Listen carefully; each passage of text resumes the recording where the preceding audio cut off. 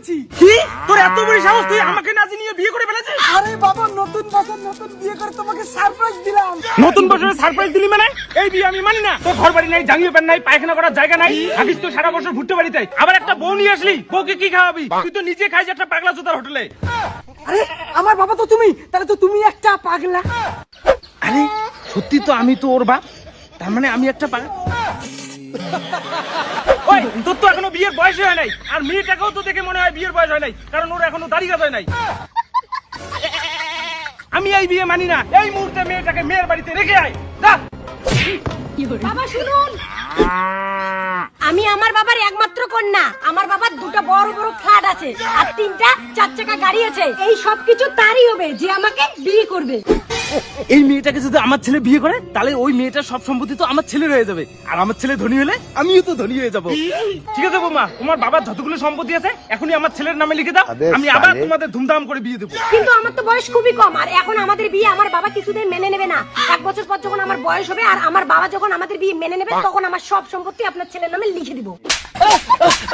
এত কম বয়সী মেয়েকে কেউ বিয়ে করে? বয়স বেশি হলে সব সম্পত্তি আমার হতো না? আম যত ছেলে। বিয়ে ক্যান্সেল, আমার বাড়ি থেকে দূরে যা। আজ থেকে তুই আমার ত্যায্য পুত্র। হাট। তোমার বাবা আমাদেরকে বাড়ি থেকে বের করে দিয়েছে তো কি হয়েছে? এই ব্যাগে আমি ব্যাগ ভর্তি টাকা নিয়ে এসেছি। এই টাকা দিয়ে আমরা নতুন জমি কিনে বিল্ডিং বাড়ি করে সুখী শান্তিতে সংসার করব। আচ্ছা দাও টাকা।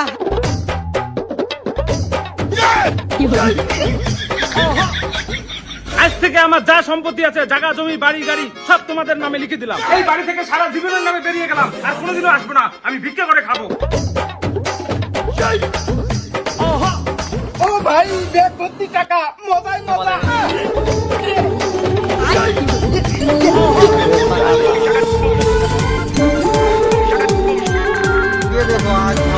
আমার কাছে আর কি ছিল? একটা ছোট্ট বাড়ি আর 1 বিঘা জমি আর একটা প্লাস্টিকের পায়খানা ঘর। এখন আমার কাছে আছে ব্যাগ ভর্তি টাকা। এই টাকা দিয়ে দুবাইয়ে যাবো, ফ্ল্যাট কিনবো, গাড়ি কিনবো, পুরো মস্তি করবো, অ্যাশ করবো। আর ওই শালার বেটা ভিখারি হয়ে মরুক না। দেখি ব্যাগের মধ্যে কতগুলো টাকা আছে। হ্যাঁ, কাগজ টাকা কই? আমার টাকা কই? হ্যাঁ, টাকা কই? টাকা হ্যাঁ, 10 টাকা আর একটা চিঠি। হ্যাঁ, বুকা চোদা বাবা। হ্যাঁ, তার মানে ছেলে আমার পিছন মেরে দিল।